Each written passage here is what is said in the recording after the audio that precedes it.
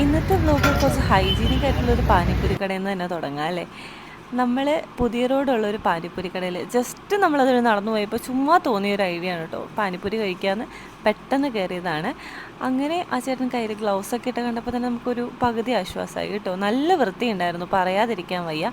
ഇത്രയും വൃത്തിയുള്ള പാനിപ്പൂരി കട ഞാൻ ആദ്യമായിട്ടാണ് കാണുന്നത്. പിന്നെ നമ്മളെല്ലാം കുടുംബശ്രീ ശിശുമാരൊക്കെ ഇടയ്ക്ക് നടത്തുമല്ലോ, അതല്ലാണ്ട് ഇത് ബെസ്റ്റ് ഓപ്ഷനാണ് കേട്ടോ കഴിക്കാൻ വേണ്ടി. നല്ല ഹൈജീനിക്കാണ്, നല്ല ടേസ്റ്റും ഉണ്ടായിരുന്നു. അങ്ങനെ നമ്മൾ മത്സരിച്ച് അതെല്ലാം കഴിച്ചിട്ട് നേരെ നമ്മൾ പോയിട്ടുണ്ടായിരുന്നത് സ്റ്റുഡിയോയിലോട്ടാണ്. സ്റ്റുഡിയോയിൽ നമ്മൾ ചെരുപ്പ് വാങ്ങാനാണ് പോയിട്ടുണ്ടായിരുന്നത്. ഒരു കുറേ കളക്ഷൻസ് ഉണ്ടായിരുന്നു കേട്ടോ, പുതിയ സ്റ്റോക്ക് വന്ന ടൈമായിരുന്നു. സോ കുറേ കളക്ഷൻസ് ഉണ്ടായിരുന്നു. ചെരുപ്പിൻ്റെ അവിടെ കുറച്ച് കുറവായിരുന്നു, എന്നാലും നമുക്ക് കൺഫ്യൂഷൻ ആയിരുന്നു കേട്ടോ. കുറേ നല്ല ചെരുപ്പുകൾ ഉണ്ടായിരുന്നു.